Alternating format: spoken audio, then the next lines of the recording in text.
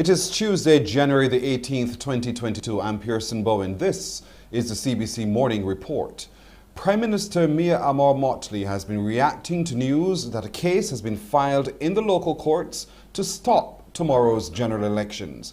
Ms. Mottley addressed that issue at a BLP meeting at Pike Corner last night.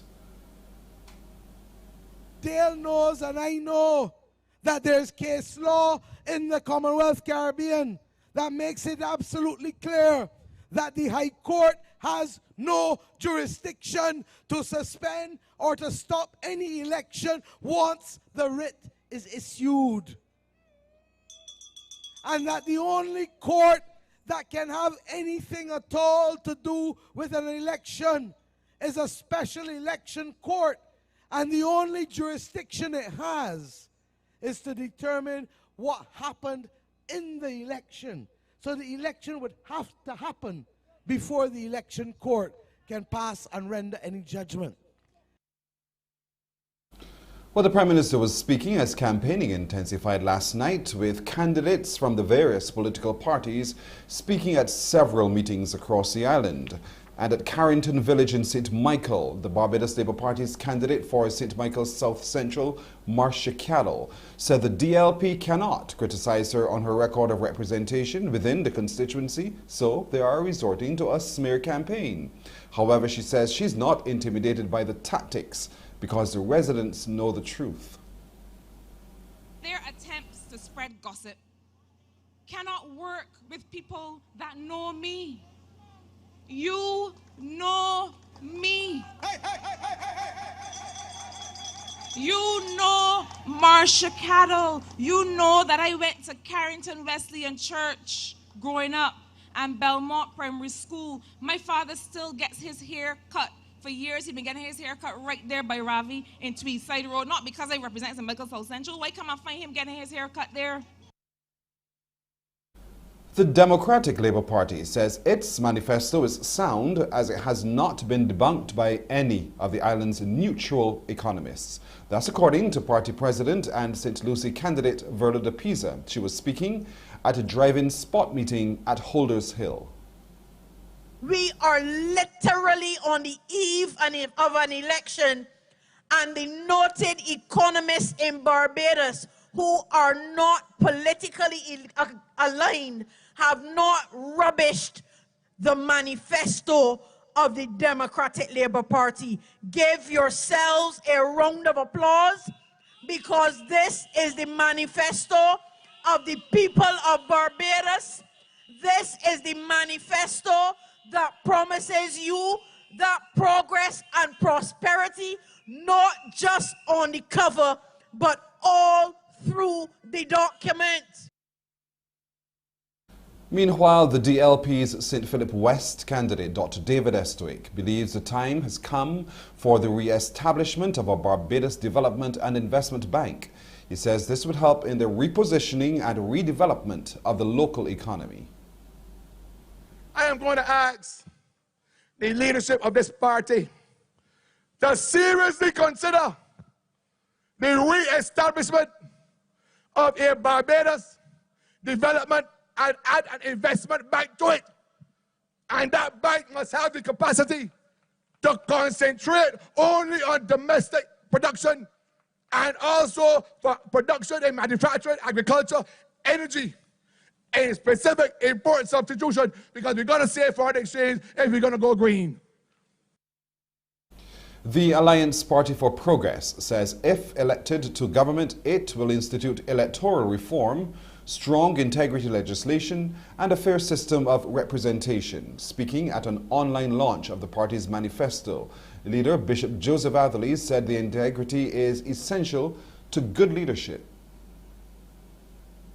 The APP will move hastily to put in place measures to deal with the bad business of corruption in Barbados. One of the areas we will tackle very early is to make sure that there are higher levels of accountability, more frequent reporting of ministers with respect to their portfolio to the Parliament of Barbados and to the people of Barbados.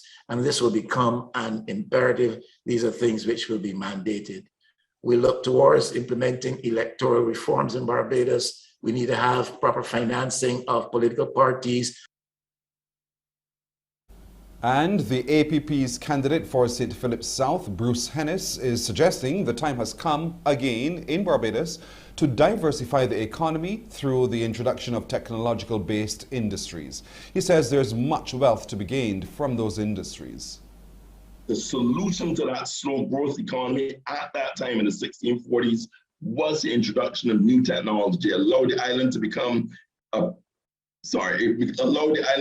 very strong economy and a principal player in the international markets. So as we go on tonight and as Hero expands on it, that's where we are at right now. We can only go forward with new technologies. There's a digital economy worth $11.3 trillion, and there's a cultural services industries worth $2.3 trillion also. This is the CBC Morning Report. After the break, our updates on COVID-19.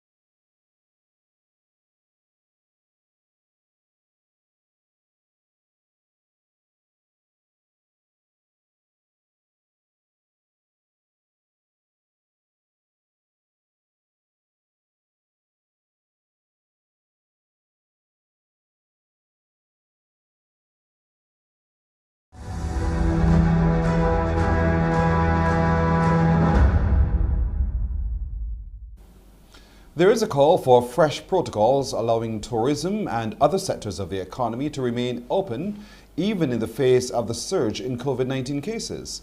This is the new mode of thinking the Caribbean Public Health Agency wants to see adopted here in Barbados and the region as the rapid spread of the Omicron variant continues to fuel the fourth wave. CARFA's Executive Director, Dr. Joyce St. John, wants the development of new protocols which speak to safe tourism and other forms of economic activity. What are the critical things that can be put in place to ensure that the country remains open for business? How will the banks protect the frontline workers? How will the supermarkets? How will the police? How will fire? All of these are critical things because when you have something that spreads that quickly, it doesn't care if you're a policeman, it doesn't care if you're a criminal. It's just looking to live. So we have to have a strategy of trying to protect our economic activity and our essential services in such a way that we do not have issues of having to close the cabinet or the parliament because politicians are ill. The CARFA Executive Director says it's now critical that vaccination in the region be more strategic to protect the most vulnerable. I want that our immunization would be strategic, not opportunistic, and just whoever comes in gets. We need to focus on the people who are most vulnerable and who are most likely to end up in hospitals so that we can try to filter what is coming in to the hospitals. There are still going to be the usual reasons for hospitalization. Unfortunately, accidents and violent incidents will also occur. So we still need our health services to deal with that. So we need to be strategic in our immunization so that the people who are most likely to be affected and to need that very critical care, that they are protected with the immunization. The Best of Santos Public Health Laboratory has reported 361 new cases of COVID-19 from 1,566 tests conducted on Sunday.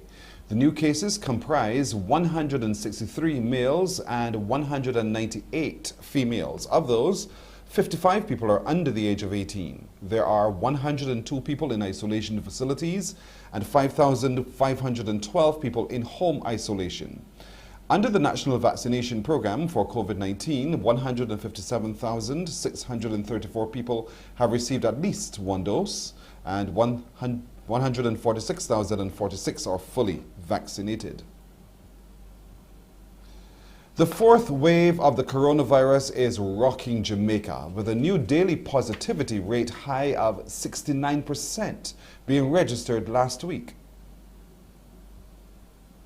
Startling statistics of biblical proportions. Yeah, wherever you are, where 2 or 3 are gathered together, COVID is in the midst. Health Minister Dr. Christopher Tufton commenting on the 68% positivity rate recorded on Thursday, the highest since the pandemic hit Jamaica. He says based on the recent trend of the COVID figures, 7 out of every 10 persons are testing positive for the virus. And so despite the 10 o'clock nightly curfews, public gathering limit of 10 persons and other restrictions, he wants persons to stay indoors, at least for the next few weeks as the fourth COVID wave peaks. And if they can avoid it, stay home or, congregate only where it is absolutely necessary. Enjoy your home cooked meal for the time being. Order, take in, or take out. The health minister says he's been visiting major hospitals across the island and the situation is the same. They're running out of bed space. But Dr. Tufton is more concerned about the staff shortage at medical facilities. We're seeing up to 10%, in some instances, sometimes more, of staff that are supposed to or would normally be engaging in providing services, not being able to because they're in isolation, because they have been infected with the COVID virus. He says the percentage of sick doctors and nurses is even more troubling. I was saying at the Bustamante Hospital for Children, where about 60 healthcare workers were absent because of COVID, or impacted because of COVID. The number was about 25% for doctors, where 130 doctors working at that facility, nearly 30 or so of them had COVID. Here at Mandeville Hospital, of your 47 or so impacted, the majority of those are nurses. He says he will be meeting with the Junior Medical Doctors and Nurses Associations this week to further assess the impact and how best to help. The Parliament in France has approved a law that will exclude unvaccinated people from all restaurants, sport arenas and other venues. The central measure of the government's efforts to protect hospitals amid the record numbers of infections driven by the highly contagious Omicron variant. We are looking at a string of events that could possibly be impacted in terms of whether or not some of those players are vaccinated. Now, we're coming up in February and March. You've got the Rugby Six Nations tournament. You've also got later this year, of course, the Tour de France, the cycle race, also women's race this year. And before that, Roland Garros, France's premier tennis event. We know at this stage that if the rules stay as they are, that the Serbian player Novak Djokovic will certainly not be able to attend and play. There's a U-turn from the French sports minister. She had said just a week ago, in the midst of the Djokovic furore in Australia, her take was that if foreign players were to come to France, there would be a sanitary bubble around them in place if they weren't vaccinated, and that they would be able to take part in any sporting event they'd signed up for. However, now that this COVID pass has come into play, she has turned around and put down the red line, if you will, and says that the rules that apply to the public in France will also apply to anybody else coming to play. There will be no difference. And really, we're just 3 months from a French election here in France. It is clear that the government certainly don't want to become embroiled in any sort of crisis or scandal like the one we saw in Australia. We're coming back with more on the CBC Morning Report after this break.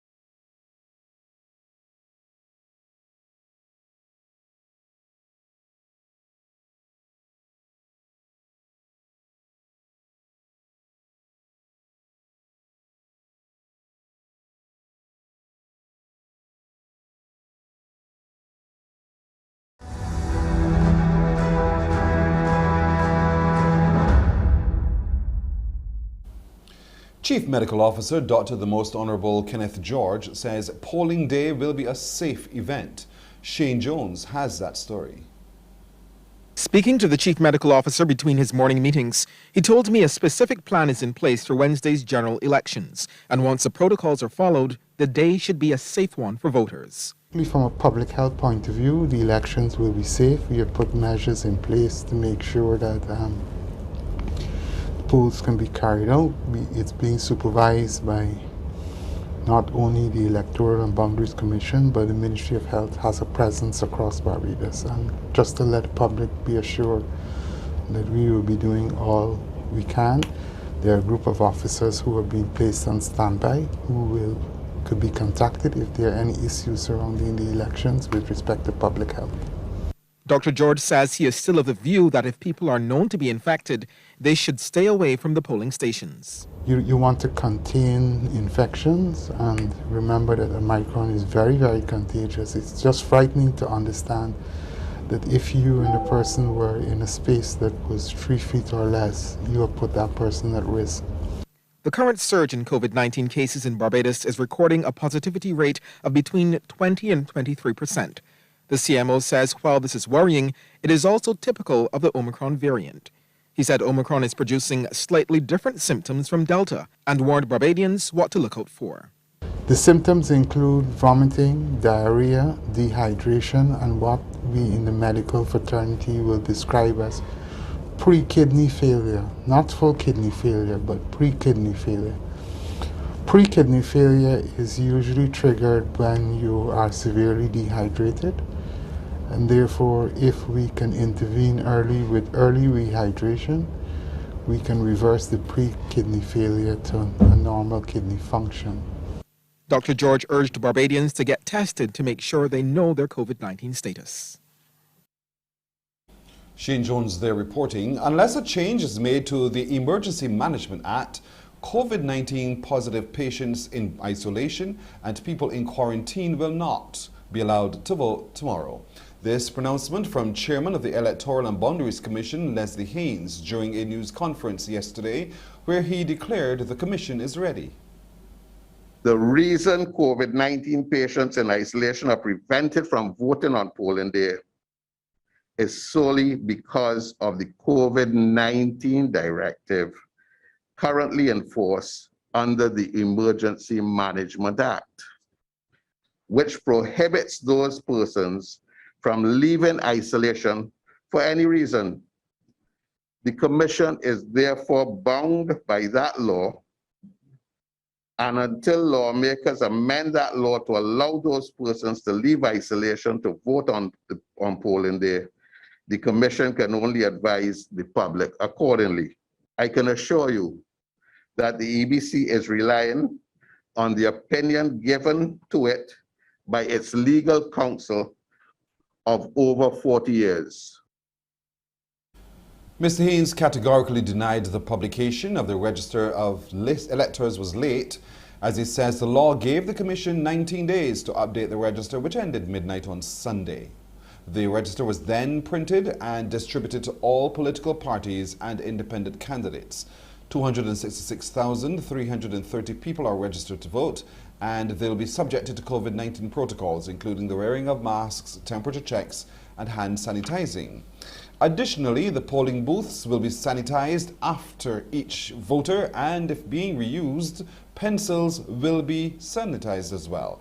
According to Mr. Haynes, if a voter presents with a high temperature, he or she will be asked to wait and have a second check done within 5 minutes. He explains the process if the temperature is still high.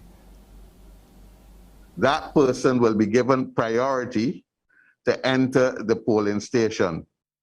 Then that person the protocols in the polling station will apply, and after the person has voted and they leave away from all people and maintaining their distance away from the line, the voting booth, everything that's used in the polling station will be sanitized.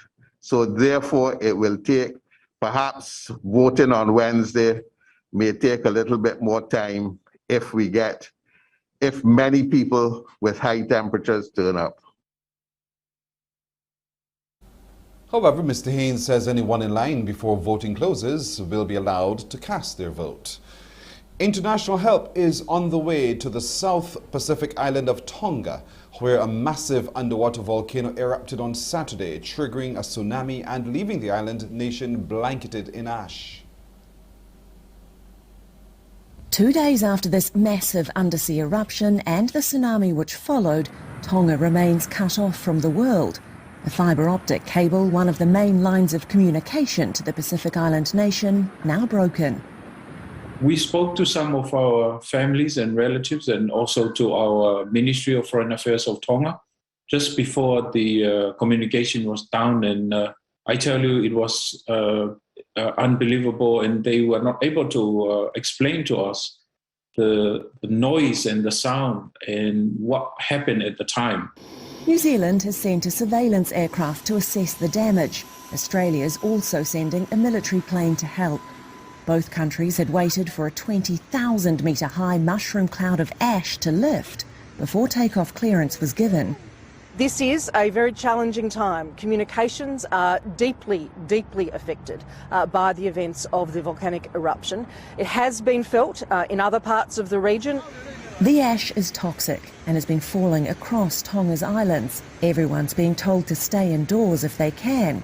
There is an immediate need for food and also for water because there is severe ashfall that has been reported, and as a result of that, water sources have been contaminated in most of the islands that have been affected.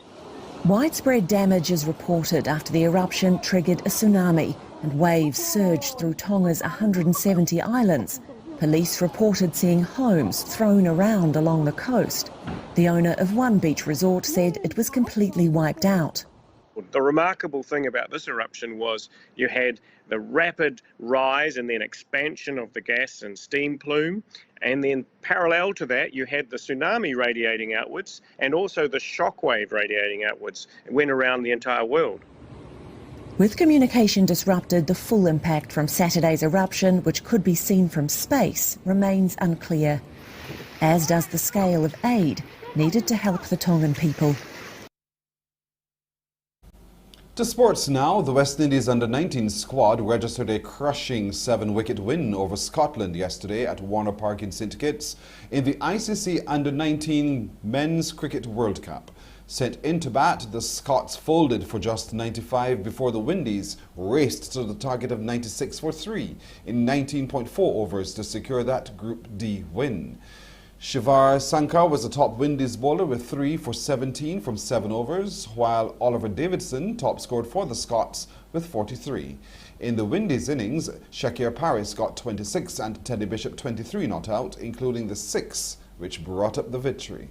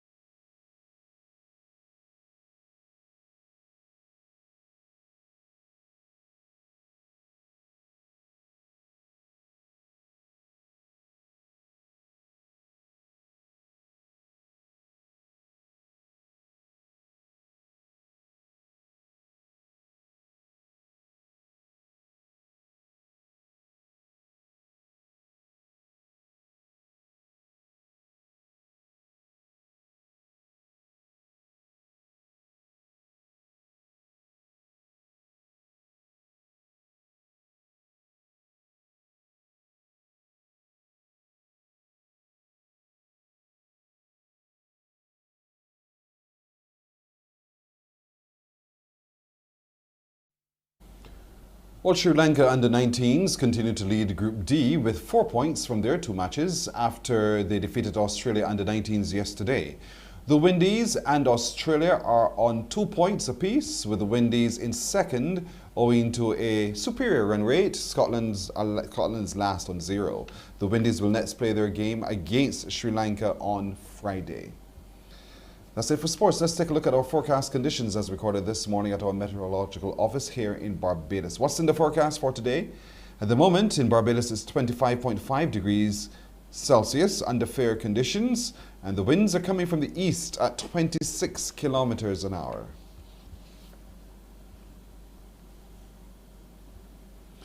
If you're heading to the beach today, expect a low tide at 13 minutes to 10 this morning, the second at 11 to 11 tonight, with the high tide scheduled for just about 3 minutes after 4 this afternoon.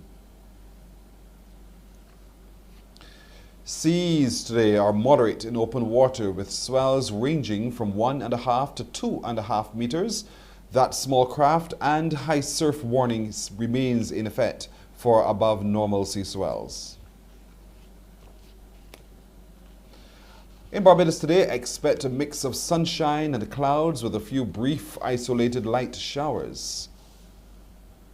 And for tonight, a mix of clear skies and clouds with the occasional brief scattered light shower. Here's a look at some forecast conditions in our international cities.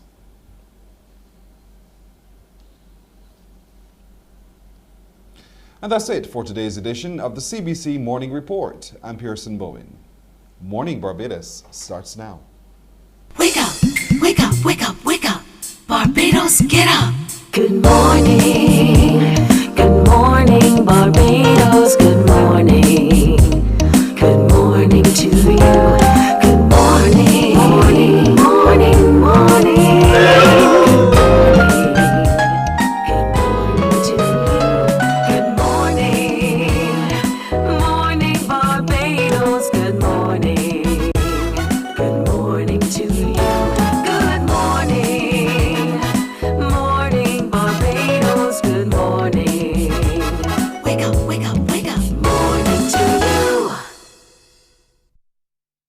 Good morning, everyone. Welcome to Today on this glorious Tuesday, January the 18th, 2022.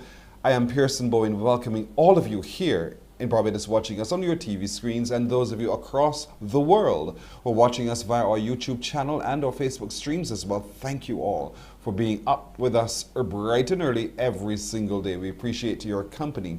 We encourage you always to join us on our Facebook streams because that's where you talk, and you talk a lot. We love it. Indeed, so continue to drop your comments there. We'll be happy to engage with you as well. Now today, the ballot and the blind. Yes, indeed. We're just ahead of tomorrow's general elections, and what kinds of accommodations are being prepared for those who are blind? And are they, the blind, prepared to cast their votes, not to be disenfranchised in any way? So we'll talk a little bit about that, making it accessible for people who are blind.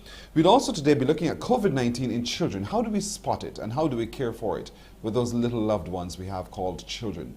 Our pediatrician, Dr. Gillian Birchwood, will join us as we look at that and the other complications that could possibly present as a consequence of a child with COVID-19.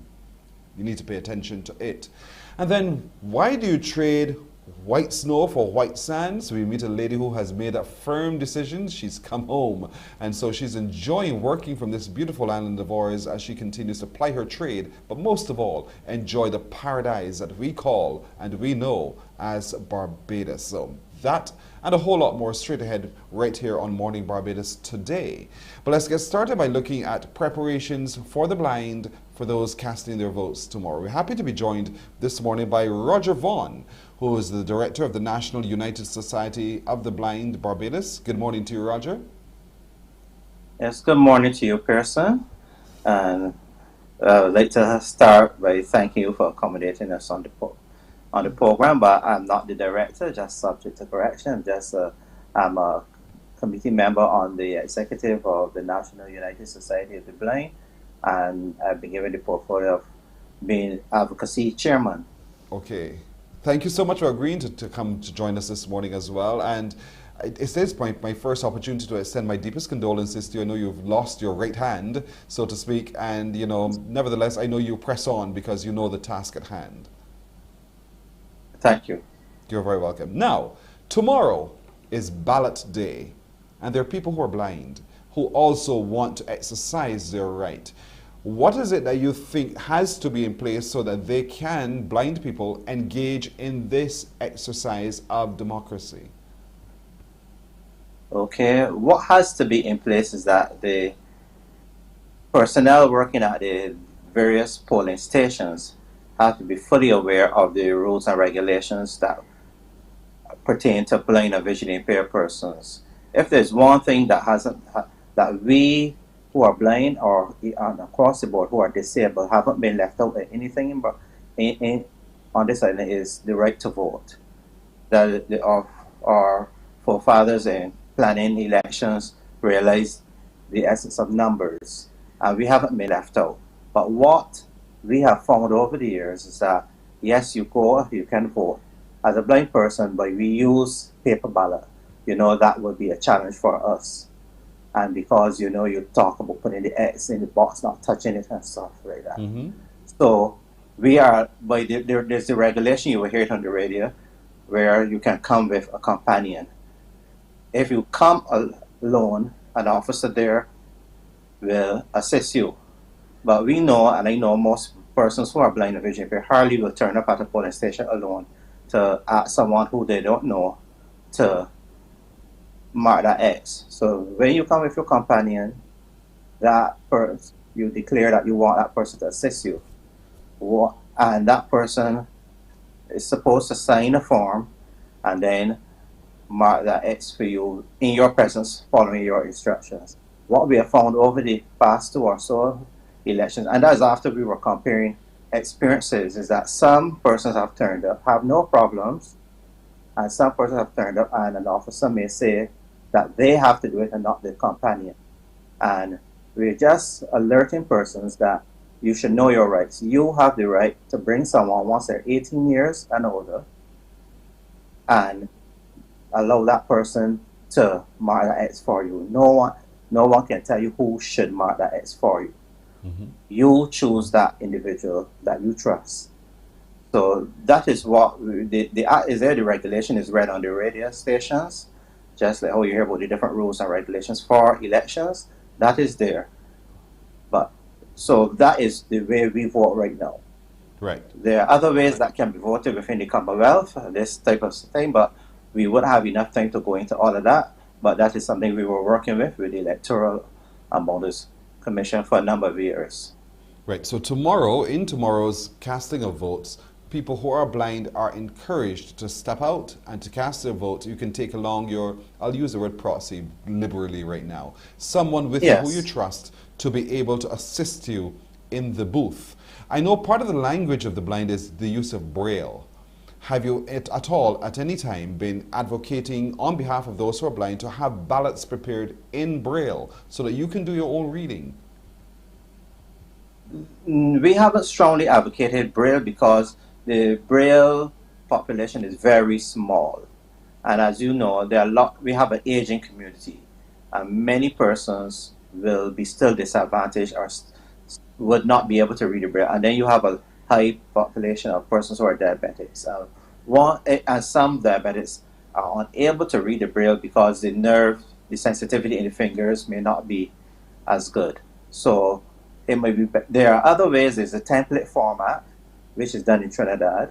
The electoral office is aware of it, and in England, in about 2 or 3 elections back, where the template is to the size of the ballot, with squares, the same ballot squares on the right with the name. So if you know there are 3 candidates, you know it is alphabetical, you put it over, the person will put it over, and they can step away, and you will mark your X in your privacy and fold it, so that is one format. And there are other formats in Australia and so on where you use electronic, and those will be the other things to do, electronic calling and stuff like that, and other things along that nature. So which we will be investigating and hoping to to bring to the table after this election, because it's been a bit too long that we have requested the template format, and it was sent to cabinet all the way back after the 2008 elections. It was put on hold because of the planning of the digital ID. That did not come off, so we have to go back to the drawing board, at least reawaken the persons in the electoral office who are aware of it. So we work from there afterwards. But right now, Braille will be a very minor problem, if at all. Do you get the sense that the members of the Society for the Blind, you guys, are actively engaged in what's going on now and will be prepared to get up tomorrow to get out to vote? First, within the society and within the blind community and disabled community in general are just the same as anyone else. You have some persons who are actively involved in politics up front. I know one or two that are on the platform and are assisting, and there are some who would prefer not to. Some who still have the same, I ain't voting, nobody in the way, you know what I mean? So you have the same thing that you see out there goes within the same disabled community. Right. So we want all of you those of you who are blind to still feel that you can engage. Now, COVID-19 naturally is going to be a concern, and if you're blind, you really don't see it in the same way that those who are sighted see. So what other kinds of, in terms of keeping safe in this process tomorrow, what other forms of advice would you want to give to those who are blind? Well, COVID is very challenging for persons who are blind in particular because we depend on touch a lot.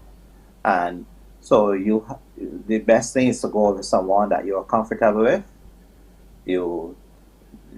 Normally a sighted guide is usually told to let us hold them by the elbow, but y'all been advocated to sneeze in the elbow, so we have been holding on the shoulder now.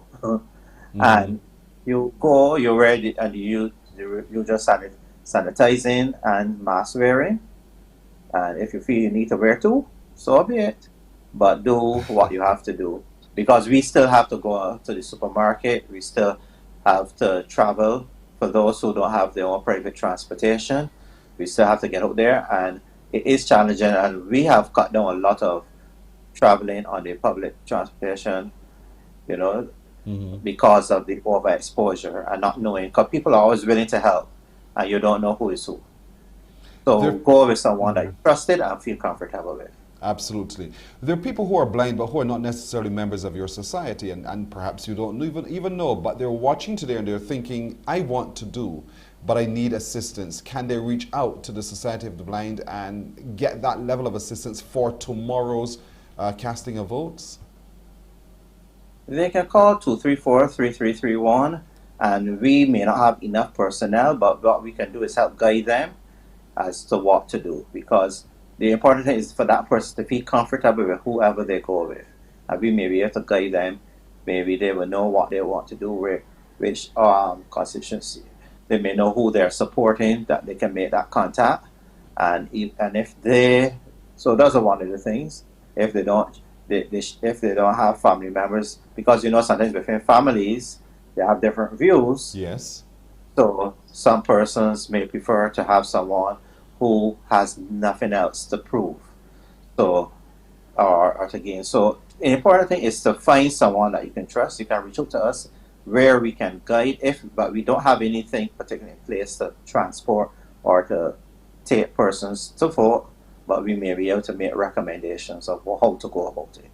Indeed. 234-3331. Those are the numbers you can call, and for sure reach out to someone who you trust to transport you and to guide you through the process tomorrow. But for those of you who are blind, you should be engaged in what's happening tomorrow as well, because there's life after blindness, and part of that life is engaging and exercising your constitutional right to vote. And so as tomorrow's poll begins, you get in line as well. Of course, follow all of the protocols in place that will be required in this COVID-19 environment, but do so safely, and you all will be well with your soul, so to speak, by the end of the day. Roger Vaughan, member of the National United Society of the Blind Barbados, I want to thank you so much. Very good advice you're giving to your membership today, and here's hoping that they do listen keenly, and if they want to, they can call you and call the society on 234-3331, 234-3331 for guidance. And in any way you can, you'll lend that assistance as well. Thank you very much, Roger. Have yourself a good day. Thank you very much. You're very welcome. Roger Vaughan of the National United Society of the Blind Barbados.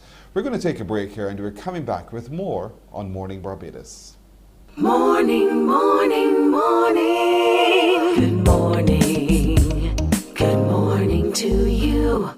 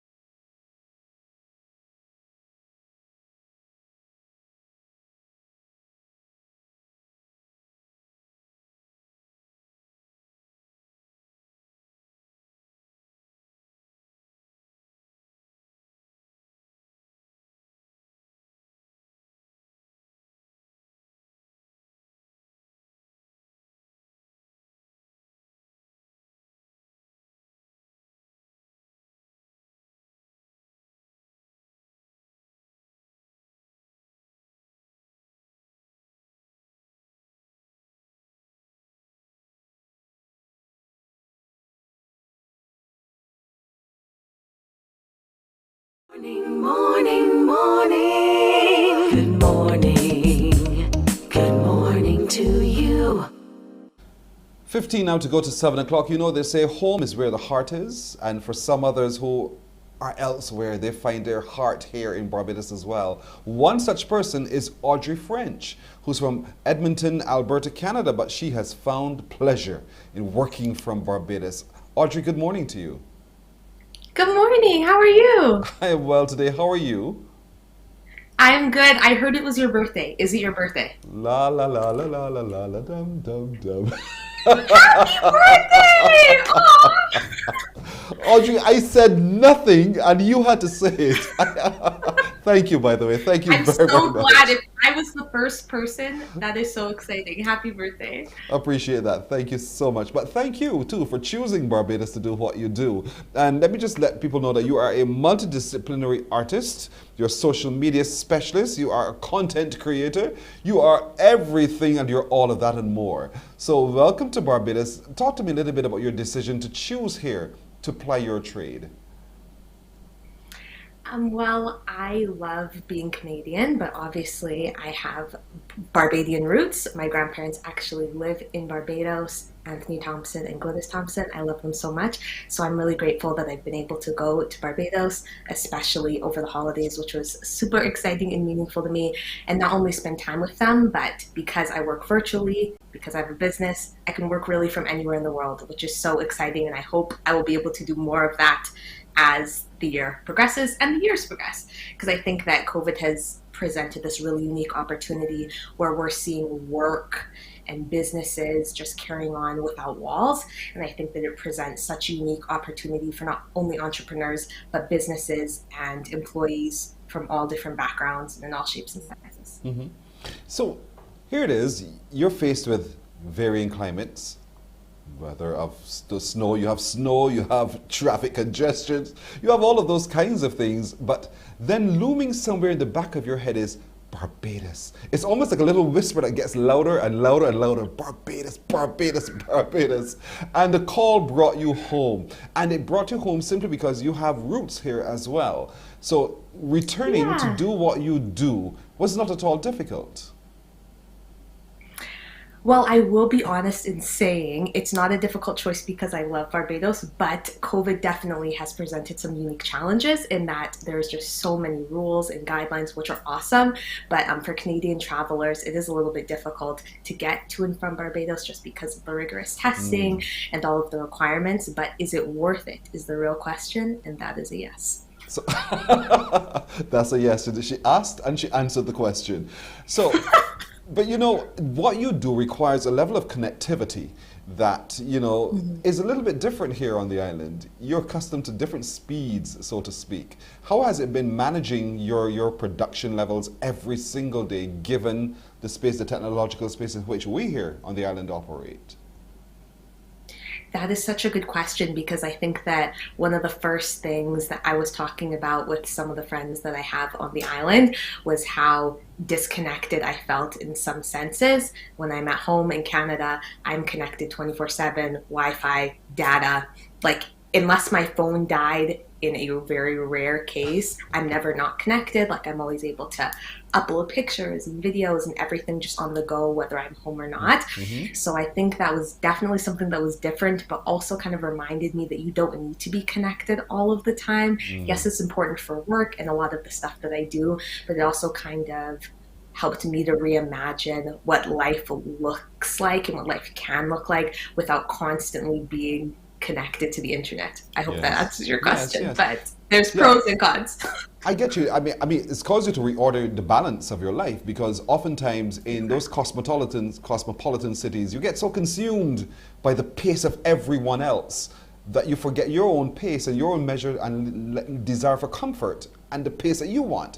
So here in Barbados now, that's what you've been able to do. You've been able to sit back for just a moment, breathe yet again, and go forward at the pace that you want. Reset almost. What kind of content do you create, by the way? Because as a content creator, I'm curious about what it is that you do.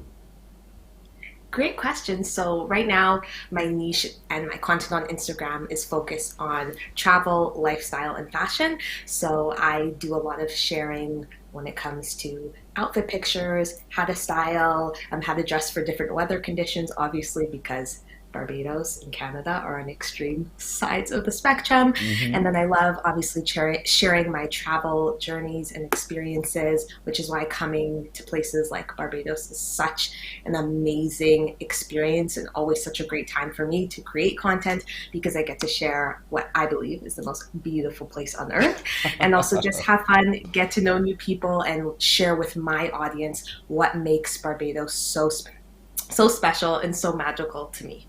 So what is it that makes Barbados so special and so magical to you? That is a very good question. I'm excited to answer that.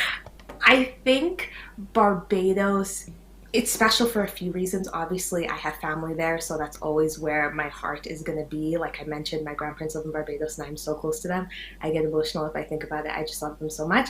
And so obviously being able to be around friends and family is special. But I just think that there's a feeling and a sense of community, culture, just camaraderie that I feel in Barbados that is so special. It's more than the beaches, which I love.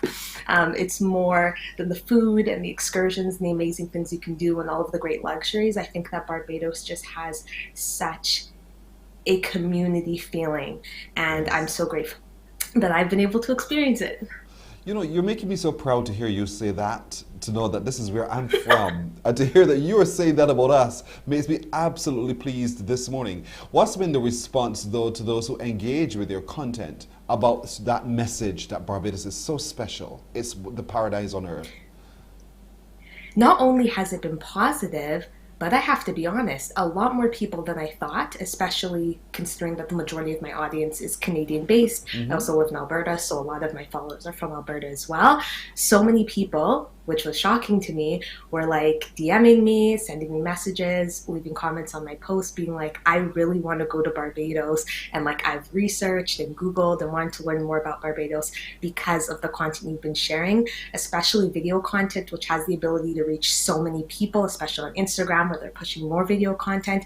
It's just such an amazing tool to share different parts of the world that people may not even be aware of. So I would say the response has been beautiful. Hopefully more Canadians will book book trips to Barbados because of some of the content that I've been sharing, and hopefully I'll be able to do more work in Barbados as well, and just kind of showing people all of the amazing things that there are to do here. And I know Barbados isn't the most popular island all the time, especially not amongst Canadian travelers, I'd say, but if I have anything to do with it, one day it will be. There you go, and you have something to do with it, so one day it shall be so. Now, here it is. Prior to coming to Barbados to settle to do your work, how often would you have returned to the island? I have been several times, so I would say I usually go once every few years. It really depends. I have been, the first time I went, I was very, very, very young. I actually got dedicated in Barbados by my grandfather, so I have gone with my family just incrementally over the years and into my adulthood, which is really awesome. But now that I'm older, I'm definitely hoping that I'll be able to go more often, work on more projects there, and just kind of, yeah, experience life there on a deeper level. So what's it like? Because I live here. I don't have no idea what it means to come back home. I live here. So talk to us about what it means for you to reconnect with your roots on the island, and what does that mean to you? How special is it? You're asking some emotional questions. It really does mean the world to me. I know that is such a cliche and it can kind of lose its value because it's always said, but I don't even think I can really put the value into words. The best way I could kind of articulate it is there's a lot of tears at the airport when it's time to leave. So I would say it's just, it's been the joy of my life to be able to spend time in Barbados, connect with my roots, get to know my culture, meet people, just kind of cultivate so many positive relationships, make experiences and memories that truly will last a lifetime. I think that there is really no words to describe what that means to me. All I can say is that I'm just grateful, I'm excited, I'm so inspired when I'm there. It kind of helps me, as I kind of said before, to reimagine what life is really about, kind of have a slower pace and approach to life, and just find joy in the little things. And there you are, finding joy in some very scenic spaces in Barbados as well there. You know, your pictures alone, if I were not Barbadian, I would want to be there too. You know, because you're telling the story. The pictures are speaking to you, and that's what I think makes the whole content that you put up and you share so very real, because you actually get the message that here, even though you get all dressed up and you can head to the beach, it's right there, it's just a moment away. Dining is fine, you can dine literally at the water's edge. All of those kinds of things you say through your content. And you've been doing this how long, how many years now? I think I started taking my content creation journey more seriously, other than just random posting, in about 2017, when I realized that I could create opportunities for myself and really turn my passion into a stream of income. So that was definitely an exciting turn in my life, and I've gotten so many opportunities, so many doors have opened like this, which is super, super meaningful to me, and I'm just so grateful for every single step of the journey, and I can't wait to see what the future of my content creation journey will hold. Now, here it is. You operate your business, Audrey French and Company, Miss Audrey French on Instagram it is. You're young. The decision to take that leap of faith to do you and to do your own thing, how was that for you? Yeah. I won't sugarcoat it. It was definitely hard. I left the security of obviously having a job, a 9-to-5 is what I came from when I started my business. So it was definitely a challenge, but certain opportunities had presented themselves. I'd been freelancing a little bit here and there for many, many years, and I just decided to take the plunge. It was an amazingly convenient time. I was living at home still. I had the time. COVID was still here, so I was spending the majority of my time at home. I was thinking to myself, there was no better time to seize this opportunity than now. And I'm just really, really grateful for every single client, every single opportunity that I have been afforded throughout my journey. I feel so blessed and so grateful because, honestly speaking, I haven't even done a ton of marketing, if I'm going to be completely honest. But surely there have been so many opportunities that have come my way. So many people have knocked on my door, and I'm just genuinely grateful. I'm always accepting new clients. internationally as well as locally. So don't hesitate to hit me up. There you go. Because I was just going to ask you that. Because how were you found? You operate in a sea of so many other people who perhaps offer similar services, but Miss Audrey French was found. How did people find you to know that you deliver what you deliver? I think the most powerful tool that has worked to my benefit is definitely, well, two things. One, God, and two, word of mouth marketing. I think that the experiences that people who have worked with me in the past have really spoken for themselves and helped to kind of have a ripple or a domino effect in bringing more opportunities, if that makes sense, which is why I really believe that every single opportunity counts, no matter how small.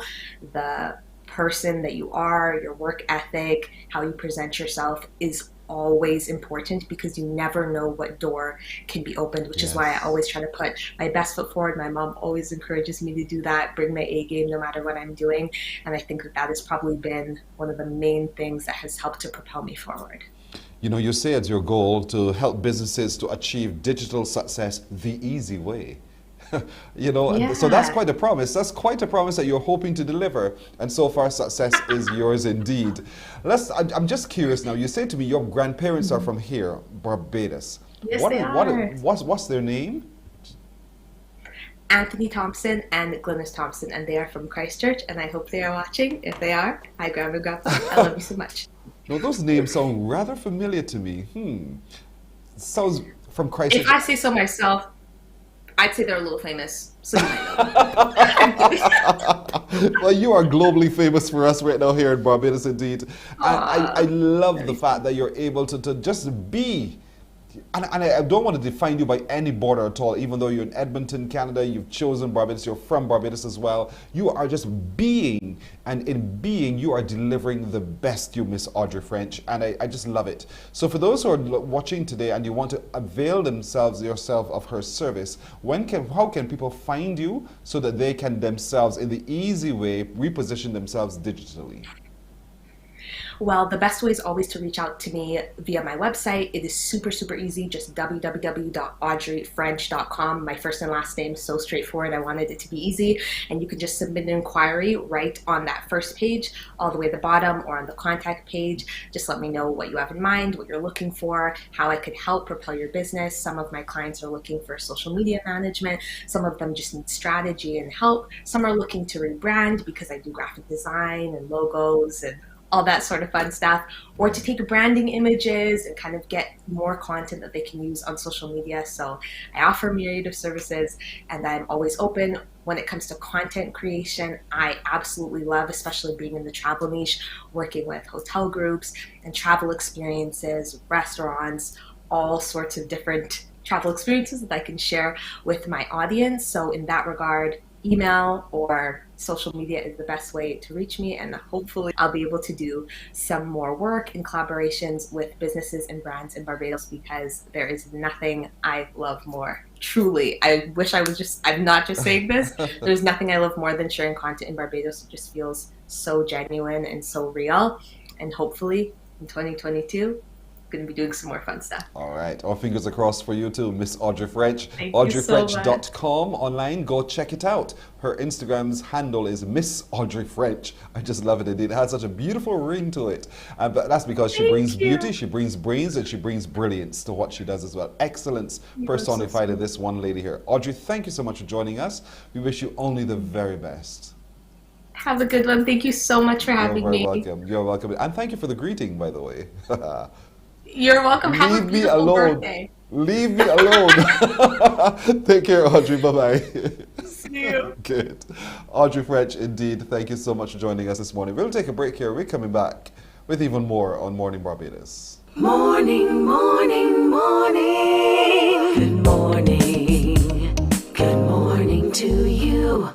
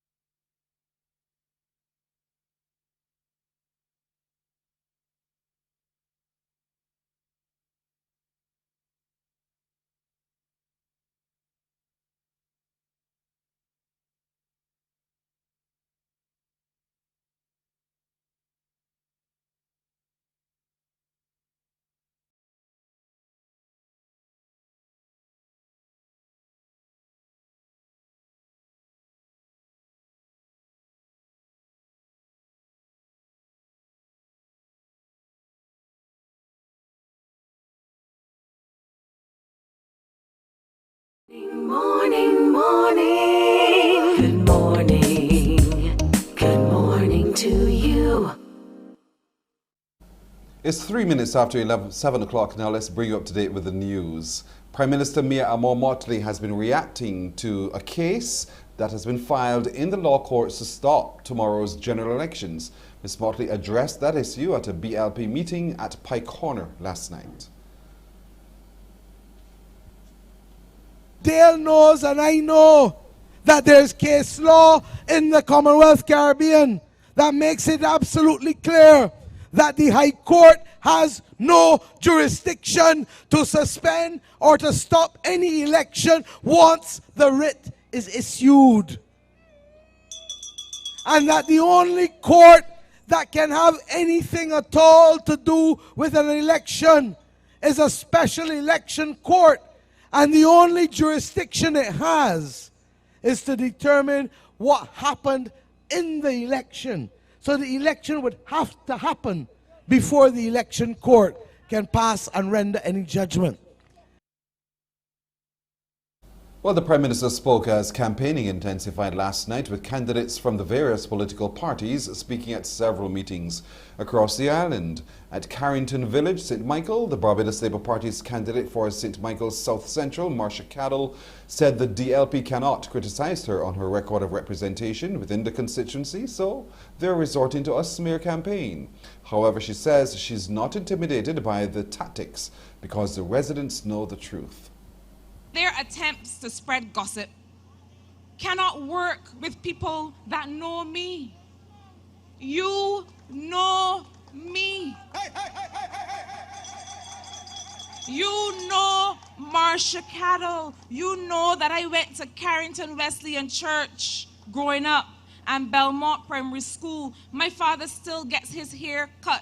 For years, he's been getting his hair cut right there by Ravi in Tweedside Road. Not because I represent St. Michael's South Central. Why come I find him getting his hair cut there?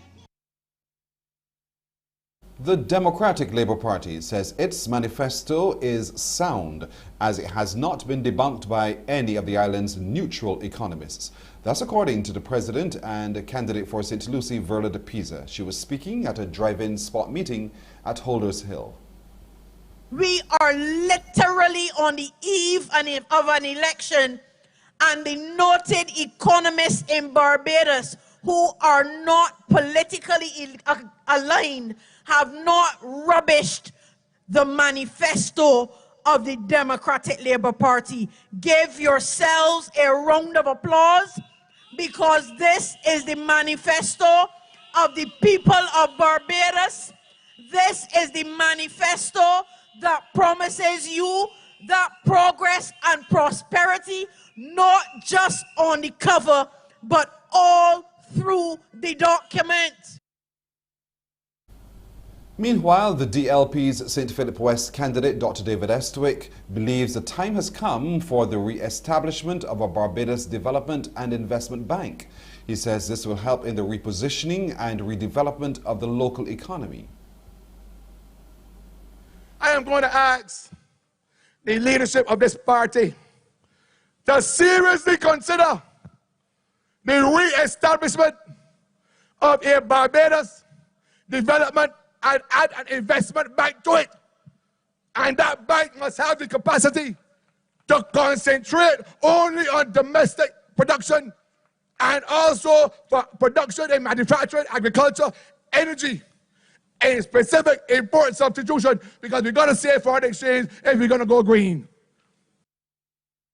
The Alliance Party for Progress says if elected to government, it will institute electoral reform, strong integrity legislation, and a fair system of representation.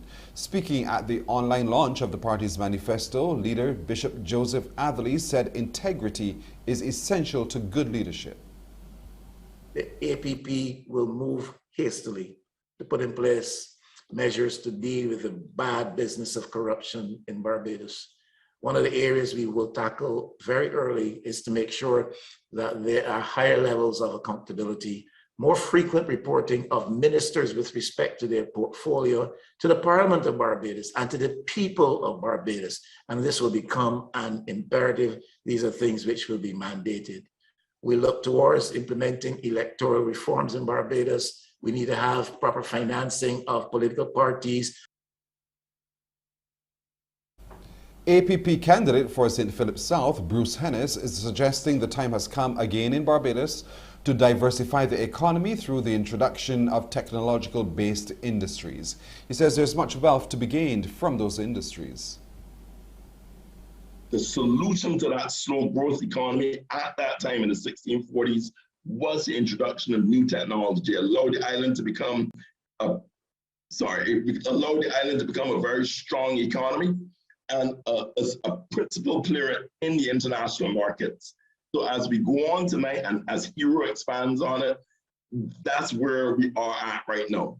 We can only go forward with new technologies. There's a digital economy worth $11.3 trillion, and there's a cultural services industries worth $2.3 trillion also. A call for fresh protocols allowing tourism and other sectors of the economy to remain open even in the face of a surge in COVID-19 cases. That's the new mode of thinking the Caribbean Public Health Agency wants to see adopted here in Barbados and the region as the rapid spread of the Omicron variant continues to fuel the fourth wave. CARFA's Executive Director, Dr. Joyce John, wants the development of new protocols which speak to safe tourism and other forms of economic activity. What are the critical things that can be put in place to ensure that the country remains open for business? How will the banks protect the frontline workers? How will the supermarkets? How will the police? How will fire? All of these are critical things because when you have something that spreads that quickly, it doesn't care if you're a policeman, it doesn't care if you're a criminal. It's just looking to live. So we have to have a strategy of trying to protect our economic activity and our essential services in such a way that we do not have issues of having to close the cabinet or the parliament because politicians are ill. Dr. St. John says it's now critical that vaccination in the region be more strategic to protect the most vulnerable. I want that our immunization would be strategic, not opportunistic, and just whoever comes in gets. We need to focus on the people who are most vulnerable and who are most likely to end up in hospitals so that we can try to filter what is coming in to the hospitals. There are still going to be the usual reasons for hospitalization. Unfortunately, accidents and violent incidents will also occur. So we still need our health services to deal with that. So we need to be strategic in our immunization so that the people who are most likely to be affected and to need that very critical care, that they are protected with the immunization. Well, that's the news until now. More news right here on TV8 at 12 noon in CBC New Day and on radio at 8 o'clock and again at 1 o'clock this afternoon. Now, still to come here on Morning Barbados, do you think it's a good idea to try to sell your own home on your own? We'll talk to Agent Sharita about that and a whole lot more. Plus, a chance for you to help me spot where exactly it is in Barbados. Stay with us. Morning, morning, morning. Good morning. Good morning to you.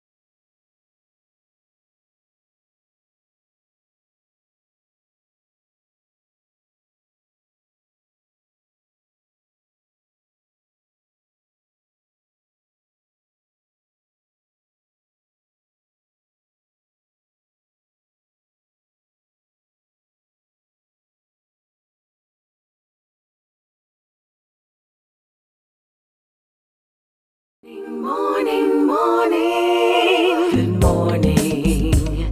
Good morning to you. Before we get to guess the location, let me give you today's good decision of the day, which says to match your actions to your ambitions. To reach our goals, we must take action. For that, we have to change our daily habits. Otherwise, we would remain all the same. At the same time, it is also essential to understand that whatever actions you take must match what you wish to accomplish. If you wish to lose weight, keep the junk food out of your sight. If you want to give your 100% in a meeting, then prepare to do it. Do it now. If you say mental peace is important for you, meditate. If you want to read more, put that mobile phone aside and pick up the book.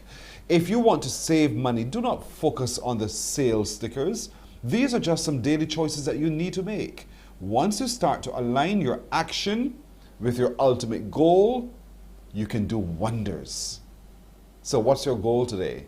So match the action to your ambition. Match your action to your goal. That is our good decision of today.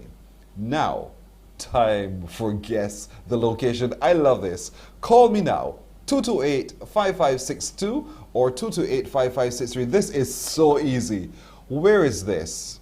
Where is this? If you get this wrong, I will be in nettles. 228-5562 or 228-5563.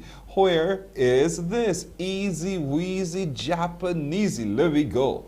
228-5562 or 228-5563. I'm sure that you know where this is. So where is it? Where is this location? And for those of you watching us from somewhere else in the world, this is beautiful Barbados you're looking at right there. All of us in all of our splendor. That is it. Good morning. Hello. Yes, good morning, Pearson. Happy birthday. Listen, but thank you very much. How are you doing? Don't rush. I'm good. Good to hear from you indeed. And all is well? Yes, it is. Have you had your breakfast? Not as yet. So what is keeping you back? No, I have to go, so I'll soon have some. You're timing it with when you are about to leave the house? Yes, soon. Listen, you have to have breakfast when you wake up. You can't wait and dilly-dally. But thank you for watching Morning Barbados indeed. Where do you think this is? Harrison Cave. You sure? Yes, it is. Have you been to Harrison Cave before? Several times. And you've seen this spot here in Harrison Cave? Yes, I have. No, you have driven on the tram and you have never seen this spot? I have. You saw things that look like this, right? It is Harrison Cave. I just tried to mess with your head, right? Yeah. Oh boy, but you're absolutely right. It is indeed Harrison Cave. You see how easy it was? Yes. That was easy, wasn't it? Yes, it is. All right. When do you hope again to go to Harrison's Cave? Not sure. Not sure, man. But you've been several times. Yes. But it has been redeveloped. I mean, they're constantly changing things up. They're under new management and they're constantly making it more and more exciting. So I hope you give consideration soon to revisit. All right? Thank you so much for calling. I wish you a beautiful today. All right? Thank you. You're welcome. My birthday is on Thursday. You're kidding me. You're serious? Yes, it is. So wait, today is Tuesday. Yours is the 20th. Yes, it is.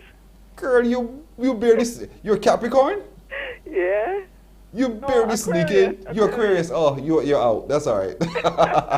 That's all right. But congratulations in advance to you, all right? Thank you. Have a good day. You're very welcome. And you too. Thank you so very much. Speaking of which, can we share about Movell? Movell Jordan, the queen of Culpeper. She's going to be at Emerald City again this Saturday at 9 o'clock. From 9 o'clock, it's going to be her. There she is, you see? So when you go to Emerald City, you are going to see this queen of Culpeper sitting there with her books. Just a few left, so you really got to come and get. And Movell is going to autograph it for you. She will engage you in conversation. She is just a true gem. Damkama Calling and the Queen of Culpeper, both books are right there, and Movell is going to be there again the last time. This is it now, folks. She's going to be there again this Saturday in Emerald City, waiting on you. I've been, my producer has been. Are you going? Go and see Movell with that smile and that warm personality indeed. So, all the best. We're coming right back with more right after this. Morning, morning, morning. Good morning. Good morning to you.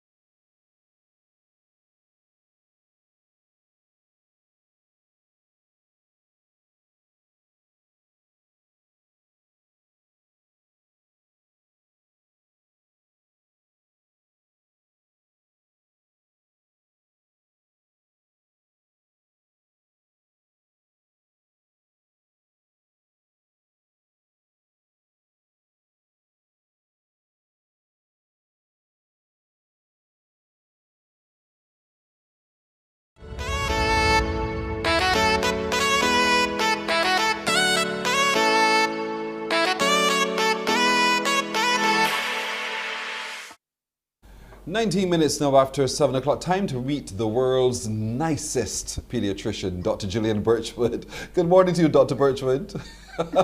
Good morning, Pearson. I believe I heard it is your birthday today, and I'm going to wish you a very happy birthday. Thank you so much. Thank you. Thank you very much. I am not a big, this is a word I coined, celebrator of birthday personally, but thank you. Thank you very much for acknowledging it. I appreciate it very much. Now, today a serious subject, my friend, COVID-19 and children. None of us likes to know our child is sick, but particularly with COVID-19, not understanding all that's been happening. So where do we start in understanding how we recognize when our child might have COVID-19? Well, I really wanted to talk about it again today because, you know, whenever we have a surge in our country and in our communities, then inevitably our children also become swept up in that surge. So this surge that we're having right now is no different, and a lot of children are coming down with COVID-19. We as pediatricians and healthcare professionals have been getting lots and lots of calls every day from parents about children with symptoms of COVID-19. So the first thing that parents need to know is please don't bury your head in the sand when it comes to COVID-19. As you said, nobody wants to think about the possibility that their child could get COVID-19, but it's really important to acknowledge the symptoms if they are present and to deal with it, because then you'll know how to handle things going forward. So that's the biggest challenge we have right now with parents not wanting to accept the possibility that their child might have COVID-19. You know, the symptoms are relatively similar, adult or child, it doesn't matter.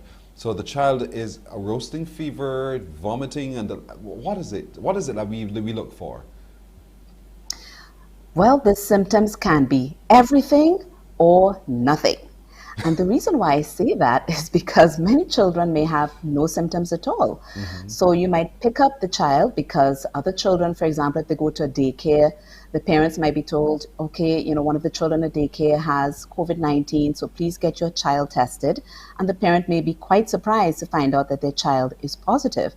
So many children have no symptoms at all.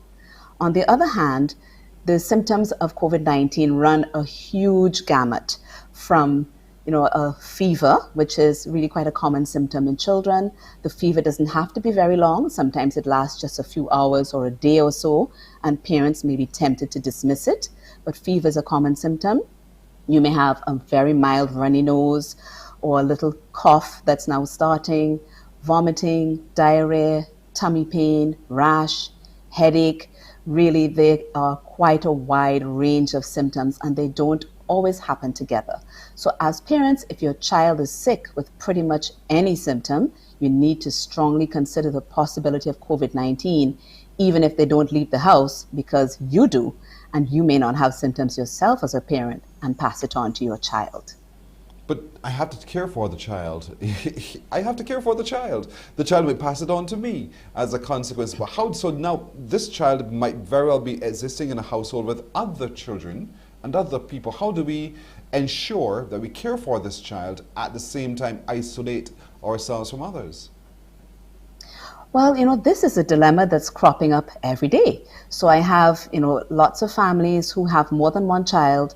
One child may be at home doing school online, the other child may be going to daycare, and then the little one brings it home from daycare. So as a parent, what do? We have one child who's tested negative, one child who's tested positive. We certainly don't want everyone in the house to get it. So what can we do? If you're a parent, it can be quite challenging. If there are multiple caregivers in the home, then, if you have mom and dad, for example, then if it is at all possible, you're going to want to split up as parents.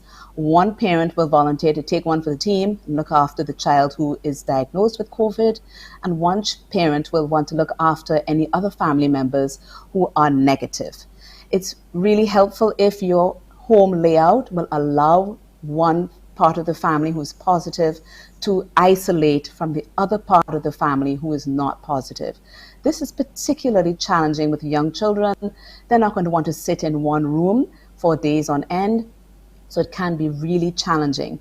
So you want, as a parent, if you are negative and your child is positive, to make sure that you wear a well-fitting mask, that you do not touch your eyes and other such surfaces without making sure that your hands are clean, and you're going to want to have hand sanitizations throughout the house, and to wipe down high-touch surfaces regularly, such as light switches, doorknobs, faucets for sinks and tubs. So you're going to have a lot of work on your hands, unfortunately, but there isn't much else that can be done to prevent it from spreading everywhere. And essentially, you just wait it out until the symptoms subside. Now, there are times, though, the child has to be taken to hospital. And we've heard of incidences of Miss C. I know a lot of people say, well, what is that, Pearson? Is it M-I-S-S-C? Who is this woman? So what is Miss C, and how does it impact? How does it present? What do we look for? So Miss C is one of the complications of COVID. So whereas most children, but not all, most children tend to have mild symptoms of COVID or none at all, those children can go on to develop a complication known as Miss C, bit of a mouthful. It's multiple inflammatory syndrome in children. The longer the name, we as doctors love it more because we sound so smart, but really it is a condition, an inflammatory condition that develops after a child has had COVID, and quite frequently a mild or asymptomatic, as in no symptoms, in the infection. So it's a condition where you have inflammation in different organ systems in the body, like the brain, the stomach, the heart, the lungs, the kidneys, and it's quite a serious complication of COVID. And this is one of the reasons why, if you think or suspect your child might have COVID, that you should have them tested, because then you will know for sure to be on the lookout for Miss C, which can develop a couple of weeks after you have gotten over the acute infection. So many parents worry about, okay, my child has COVID now, they've gotten over it, I'm in the home stretch, everything is good. But you need to look out for Miss C and recognize the signs, because you do not want to be sitting at home if your child has Miss C. They will need medical care and attention and assessment. So the signs to look out for would be, after your child has recovered from suspected or known COVID, they can develop a high fever. They can also develop symptoms like vomiting, diarrhea, tummy pain. They may have trouble breathing. They may be listless. Their color may be off. And so if you notice that your child has a fever and an illness developing after they have recovered from COVID, you really do need to seek medical attention, because it could be this Miss C, which will require supportive care, treatment, and hospitalization. And you don't want to miss it and present late, because it can be life-threatening. Although it is really not very common, it's important not to miss. Oh my goodness, that must be so harrowing for a parent to have to realize that that is possible, and to get ready to face any eventuality where that's concerned. But are there any other long-term complications that could present to a child who was positive for COVID-19 and who might have recovered? Yes. So, because this is such a new and dynamic illness, we are discovering new things all the time. And so one of the things that they have been noticing is that children who have had COVID, in addition to having the MIS-C, which is a complication, that they may also suffer from long COVID, which you've heard about and described in adults, where they may have a prolonged period of fatigue and listlessness afterward. Sometimes children can have these symptoms going on for weeks, and this can affect their ability to participate in school when they have recovered from the immediate illness. They can also have a little bit of the brain fog that you hear about in adults. So again, if a child is complaining that it's hard to pay attention in school, they're having headaches, they're feeling tired, these are some of the long-term complications that you can have with COVID.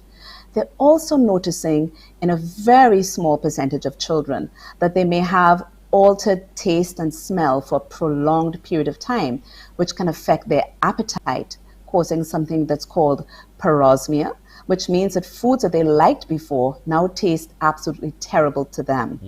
And so it is, although the acute illness is what parents are most afraid of, the long-term complications can actually be worse than the acute illness. So it's important to pay attention to your child after they have recovered from COVID to see if there are any changes compared to what they would have been like before COVID. I will emphasize this happens in a small percentage of children. Indeed. How do I know that it's safe then for my child to re-engage with the regular interactions with others, and whether it's to head out to school, head out to church, head out to wherever? How do I know when that time is right? Well, that's another very good question, and it's something that's popping up increasingly, because sometimes parents will do home tests and say, okay, I think my child is positive. They won't go and get the formal confirmatory testing, and then they'll want a note to go back out to school, but that's not appropriate. The Barbados government has very well established protocols for how to manage going back out to school and into society. And so it must be done in conjunction with the Ministry of Health, determining when it is safe. These protocols are to keep everyone safe and to prevent children from unwittingly spreading it to others. So at this point in time, it's 8 to 10 days. I know it had been 10 days after the known case was diagnosed, but there was some talk about having it changed to 8. That's not official at this point in time. But the most important take home I want people to get is, don't decide that on your own. Rely on the authorities who have very well established protocols and will give you clearance and a discharge note to let you know when it's safe to go back out to school and to preschool and daycare. Dr. Birchwood, I can't. They're not mine, but you could imagine how I would feel if either my boys, Michael and Christopher, should present with these situations. I would be in a pickle. And I could well imagine parents who would be in a pickle as well. But it's good to know that we should be able to spot the signs. There is comfort. We can reach out to our pediatrician for further guidance. Don't try to do it on your own. Don't try to do it on your own. Reach out to your pediatrician and your doctor for medical assistance. Thank you so much again for joining us this morning, Dr. Birchwood. Thank you. You're welcome. Enjoy the rest of your birthday. I want some cake. Yes, ma'am. Thank you so much. Oh boy, Dr. Gillian Birchwood, you too. Dr. Gillian Birchwood, our pediatrician this morning. Don't forget, if your child presents with any of those symptoms, have it checked as soon as possible so we can manage anyone who has COVID-19. We're taking a break here. When we come back, Agent Sharita.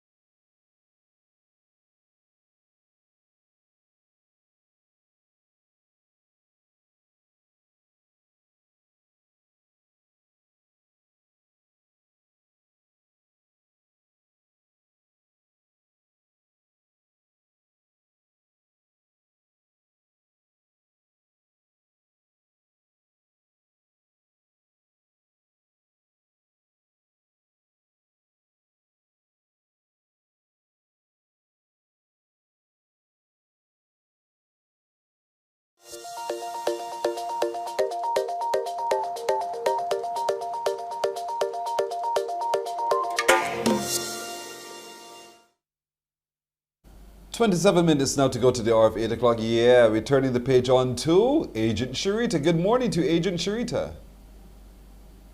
Hello, hello, hello. It's so good to see you again this Tuesday morning. Now, Agent Sharita, let me get on to business.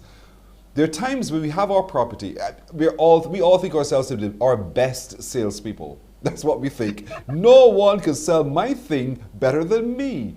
And as a consequence, everything we have from the smallest to the largest, that's what we do. That's our approach. Even when it comes to selling the house. Is that a good idea? No. Why do you say so? No. Well, firstly, it is very typical for sellers who are doing it on their own to be emotional. I built this with my own hands. I brought this out to the ground in 79. Yes. And, you know, they know what went into it. They know the sentimental value. They remember when they paid, you know, $95 per casement window, this, that, and the other. And because of that, they tend to want to value their house with their heart as opposed to objectively based on market conditions, comparable properties, you know, and just in general, what the house has to offer. So that's the biggest danger to start, that you might start off with that sentimental connection instead of treating it as the asset that it is. And because of that, if somebody were to show up tomorrow, you're like, well, are you ready? Are you ready to part with this? You know, so you need sometimes someone to help as a go-between to cut that emotional tie. So that's one of the first reasons why selling it on your own can be a little detrimental to your health. I fully agree with you. But the other part too for me is I value my property at X amount, and you want to come and tell me it is X minus? No. My goodness. I mean, as you can imagine, that is issue number one that I always run into when I'm going to list property. Well, no, I want $750,000 for this.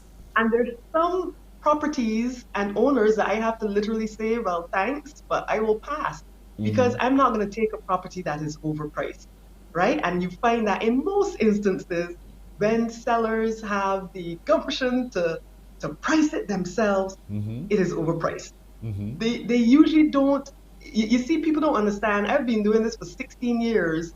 So imagine I have thousands of properties in my head, tiered based on quality, location, price. I can actually, when I go to a house, I kind of know where it falls in that line comparably and how a valuer might value it for a financial institution. All of that is in my head. So when you think that this is $750, the land tax bill is $650, but you know that conservative, and the way it's looking, I look wrong. The way it's looking, this gotta be $750. So then when I come and tell them that, buddy, based on what I see here, your house is outshining the neighborhood. As sexy as it is, I am sorry, but no one is gonna pay more than $695. They feel hurt. Yes. It's a tough here, you know, because I've spent my life there. And as a consequence, I want my life to have the value that I think it has.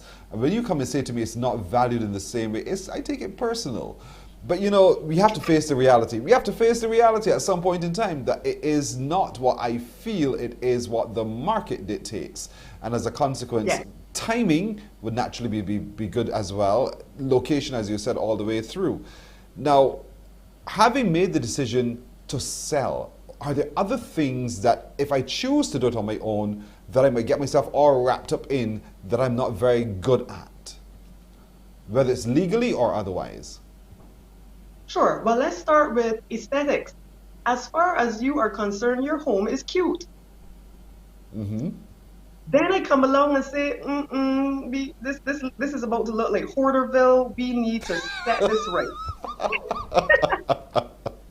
So in terms of aesthetics, half the time, you don't have a reality check in your head as to how your home looks. And you need to hear that objective perspective from someone else that knows, this ain't going nowhere anytime soon. We need to get this in order. Right? So that's the first thing.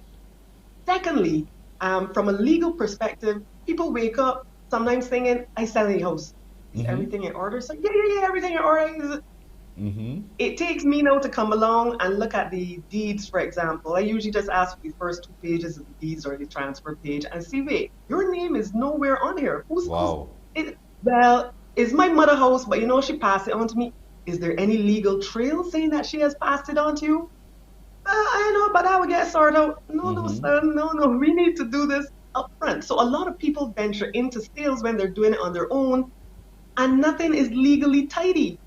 They might get lucky, get a buyer, but then realize, oh shoot, I don't have the deeds in my possession. So now we need a foreclosure process, which could take months to years and derail the sale. Yes. So sometimes legally persons are just not in order and they think that will go away. Not in Barbados, not when it comes to selling. We like to make sure that the I's are dotted and the T's are crossed, and the attorneys, thank goodness, they uphold their reputations by making sure everything is in order first. And the other side to that is, because you're quite right, the I's are dotted, the T's are crossed, and the attorneys, because in trying to sell, don't say, okay, well, I know Sharita. So Sharita is a good girl, I know her family for years. I'm going to say, okay, Sharita, no problem, the house is yours. And it's done there. That's not the best way to tidy up this transaction. No, not at all. And that is a major component of delaying sales, that the legal aspect that people think is in order is far from it. And unfortunately they don't know it. They're going with gusto, all excited, and don't get that in order. Another thing too, Pearson, is that people don't realize that marketing a house is stress. Yes. Or land is stress. They assume, man, I put in this for sale myself. And then they get excited when John Brown comes and says, I want to buy it. Yes. They go telling everybody, yeah, I got to buy it. Do you know if John Brown is financially capable of purchasing the property? Is he coming with cash? Yes. Does he have a mortgage certificate? Are his finances in order? Listen, the man say buy the house, you know what I mean? You gotta trust people sometimes, mistress. You're right. So very right. That is tough. So then people can end up so frustrated, Pearson, because months later, everybody, and the real estate is, I am accustomed to it. So I know when somebody says, I going after this. I take it with a grain of salt. But to a seller, they are, I get it sell. Yes. Yes. Things to be mindful of too. If you are selling your property yourself, who are you letting up inside your house to look? Yes. Have you asked him any questions to see if he's really qualified to buy this house? Now you have Mojo, the stranger, in your house, knowing where all your entrances are, where the vulnerable windows are. Yes. So when you have a third party, they can vet the person before they set up a viewing, ensure they're qualified, so they don't just bring Mr. Stranger Danger into your property. And that is a real concern. You're quite right, and these are not easy times. So folks, it's not a good idea. I'm convinced it's not a good idea at all to try to do this selling on my own. And this is where you come in, Agent Sharita. So folks, if you're looking for the agent, it's Agent Sharita. 233-8888. 233-8888. Agent Sharita, or Barbados Real Estate 246 on social, and she'll be happy to interact with you. As always, Agent Sharita, thank you so much for joining us. I can't go without saying you look really beautiful this morning. Beautiful indeed. Thank you, Pearson. Thank you. I tried. Don't set the hubby on me now, but nevertheless, you've done well. Thank you so much for joining us again this morning. You're welcome. Good indeed. Agent Sharita with us, 233-8888 or Barbados Real Estate 246 on social media, and you will find her and you'll get that great advice and assistance and maybe the success you're looking for. We're taking a break here. We're coming back with more on Morning Barbados.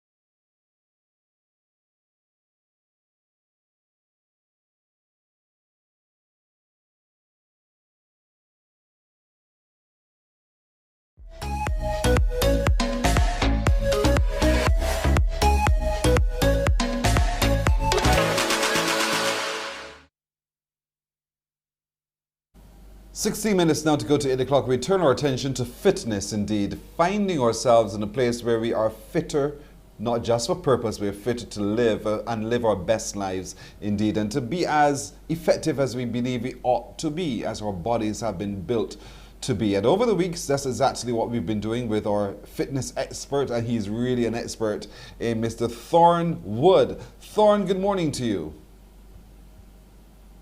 Oh, Thorn. Yeah. Can you hear me? There you are. Testing 1 2. Testing 1 2. Yes, I can hear you.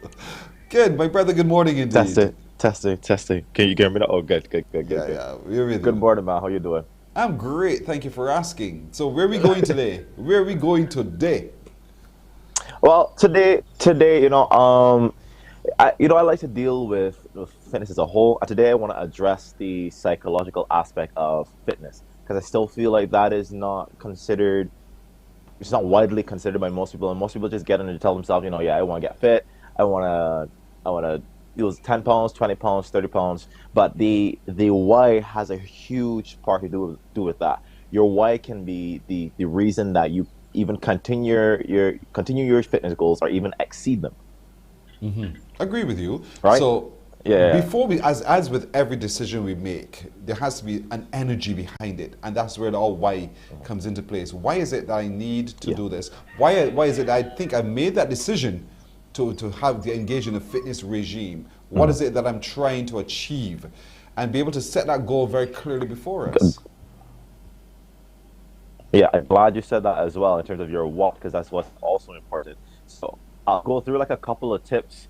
I'll have a great friend of mine join me to sit and talk about that as soon as they get him on. But I'll start with a couple of tips. And one of the top that we should be dealing with is, define the why.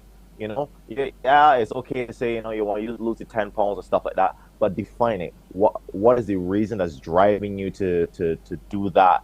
And it'll help you to more or less, what I like to say, commit to your discipline. Because after a while, you get tired. You're going to feel like, oh, Lord, I got to get up in the gym here for truth. No, but cheap with cheese on. I will just at home, man. And get that tender special that come out. And there's nothing wrong with having your tender special. However, the discipline and the commitment to that is what will further you throughout your goals, rather than just saying, waking up in the morning and say, okay, well, let me go to the gym. It can get tiresome. Yes. So we need to find a motivating factor of a sort, whether it is the friend with which I'm going because the friend and I, we're doing this together. We have our goal. There's some people who work like that. And then there are others who work individually who are saying, you know what, regardless of who else is around me, this is what I want to be able to achieve, and this is what I will set out to achieve. And don't create your own psychological obstacles to achieving it, which is what we do. And you're quite right, we do get tired. I would, from time to time, and become a little bit disillusioned if you don't see the results in the way that you want to see the results. So part of the psychology also, I suppose, is to be patient. Correct. Yeah, definitely try to be patient with your results. So that's another one that's here that I have listed today is that, just being realistic with your goals. I know the fads are exciting and they can look like the most grand thing, but as most people, all that glitters is not gold. And unfortunately, we spoke about this last week or week before when I said, if you do that program, you do that 10-week program, you lose that 30 pounds. What about the next 8 weeks? What about the next 3 months? What about the next 6 months? So I have here, you need to set clear consecutive goals that you can hit each and every time a mark off. So if that goal be, for this first week, I want to drink a little more water, right? For the week, I want to add vegetables to my diet, and I want to, maybe manage my diet a bit more. And then for the following month, let me get a gym membership. I think most people decide, let me start with the gym membership. And truth and in fact, you can lose pounds by just making some small changes in your diet. Now, I will always say that exercise is paramount. We should all be exercising at any given time. But every time, every person does, you to start in the gym isn't always the beginning, doesn't always have to be the beginning of your journey. You can start super small and then start to snowball into that. So like I said, maybe adding more water, and maybe now start to add vegetables to your diet. taking your supplements and stuff like that. So then what happens is that you begin to tick off these tiny little goals, and then it's a sense of accomplishment. Then you decide, you know what? Let me get a gym membership. You have all this confidence from ticking your goals off from before, and you have that energy to take into the gym now.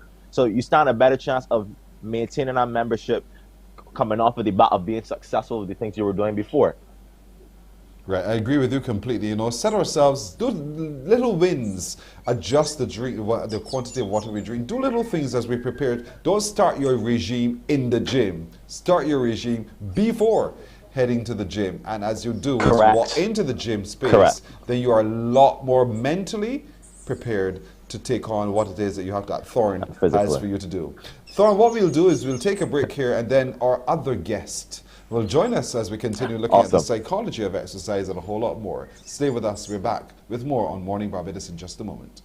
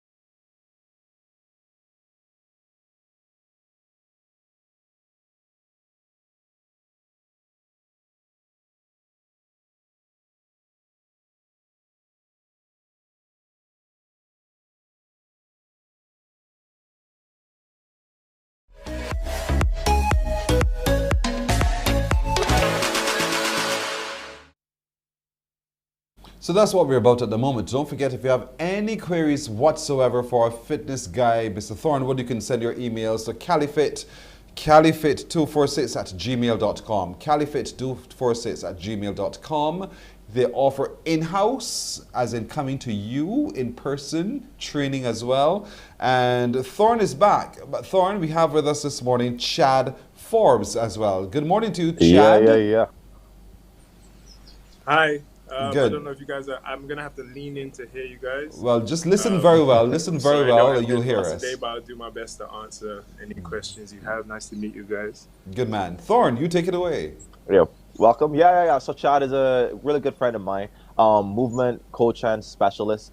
So brought him on here to, each person next week, you got to kind of, there's a tangent, but you got to kind of prepare yourself. So next week, come to the show in some sweatpants. Thorn. And a shirt to work out. You got to get low to the floor and think. But Thorn, you get on as though you don't know where I sit.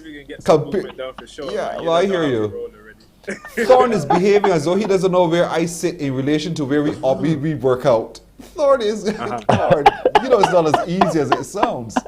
It's not as easy. It's not as easy. Yes. Yeah, 100%. So, Chad, we were basically speaking about, just bringing you up to speed. We're speaking about the psychological aspect, and I know that you can weigh in on this because your thing is overall, wellness of the mind, the body, the soul, the spirit, and your overall approach to fitness. So we ticked off at just the journey starts even before you get into the gym. I was saying a lot of people like to start with a gym membership, but you can start with little things in home to change your diet, maybe adding some water to your diet, and then having those small little goals to tick off before you get into the gym. You can snowball that confidence in. So I'm gonna just let you weigh in on that a little bit from your experience. The psychological aspect. So my approach to fitness is a holistic one, and that just takes into account your entire being, right? So a lot of people feel like exercise starts with the body, but like Thorn is saying, before you even get to the gym, before you even get into any exercises, pick up any weights, you really want to assess your mindset. What are your reasons?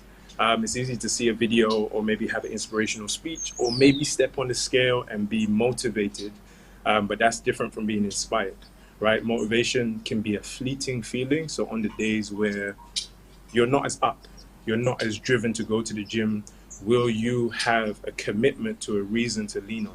So a reason could be you may want to change your life, you may want to revisit something, or a type of fitness that you had previously, or you may want to push yourself to a level of fitness you've never experienced before. But having a reason, even writing it down, it helps to cement the intention going forwards. And this is what you can consistently remind yourself on when it's raining, when you don't feel so good. So yeah, definitely, I would say it starts before you get in the gym. Starts with your mindset. Have a reason, write it down, break it down into digestible, little portions. Outside of that, I would say seek help. Seek help. Look to a professional to kind of guide you, so you don't feel like you're just butting around trying to figure out what to do. A professional comes in, hiring a trainer, a coach. They help to give you direction once you do eventually get to the gym. But it does start with self. Write down your reasons. You got all that? We're good with that. We're good with that. I don't know if you guys can hear me. You were taking notes, Percy. You were quiet for No, I'll tell you what I'm doing. What I was processing was, when people fall ill and we're put on a medication regime, that's what we do. We make sure that we follow the regime to get it done. So in disciplining ourselves to do so, we take the same approach when it comes to exercise, that you discipline yourself to do the exercise regime that we're engaging. Exactly. Correct. And I tell my clients that all the time. Say again? Generally all the time that exercise is the preventative cause. Like changing your life and your health is preventative cause before you get there to be prescribed a particular medication, barring that you have anything that underlying factor. But you stand a better chance going on into your older years if you've made significant changes to your diet and you're not just free falling through life and something of just about your overall health and well-being. Right?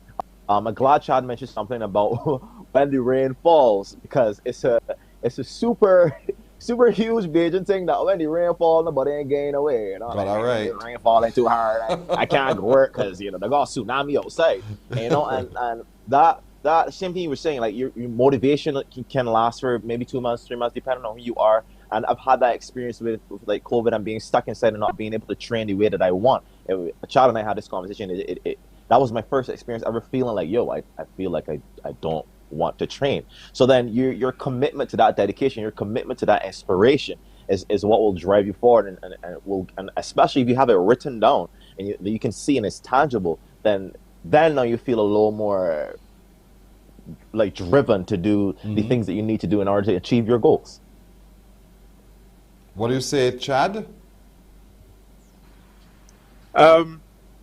So yeah, just to touch on what Thorne added, having it written down, you can always check back and remind yourself of what you promised yourself. You know what I mean? And then I like to take a holistic approach to fitness, because I believe it's a form of self-care. I understand when a lot of people start out, or when people think of exercise, they think of pain first. But even how I will break down my sessions, Thorne as well, going to a professional, you learn how to warm up for exercise. So we don't just throw you in the fire straight away. You also then learn how to stretch and cool down from exercise. So you start to develop, it almost becomes ritualistic, right? And anything that becomes so, you start to give more reverence to, you start to respect your practice, right? Therefore, you can continue it, start to enjoy it, maybe meet like-minded people, you take classes, and you start to add it to your life, as opposed to what I see a lot of people doing. It's just the nature of the game nowadays, which is 4 week this, 8 week that, get in shape, completely throw away what you used to do and do what I said because, I'm the professional. Whereas I feel like you need to have discernment over who you choose as a coach, but have somebody in your corner as like an accountability buddy. If not a coach, if you can't afford a coach, maybe get a family member to come and train with you, just so that you can feed off each other's energy. Keep each other consistent and keep reminding each other of what you promised yourself at the beginning of your journey. Indeed, I like the way you say it, what you promise yourself. Thorne, we got to leave it right there. You know the ticker says time to go. Well, as always, look forward to seeing you again on Tuesday, Thorn. Yeah. No promises, but I will see what happens. We're gonna get you moving, man. We're gonna get you moving. Yeah. So don't forget, folks, you can send an email to caliphate246@gmail.com, caliphate246@gmail.com, and you can find Mr. Chad Forbes on avatar_alchemist on Instagram as well. Thank you so much, gentlemen. Wish you all the very best as always. If it be God's will, Thorn, we'll see you next week, Tuesday.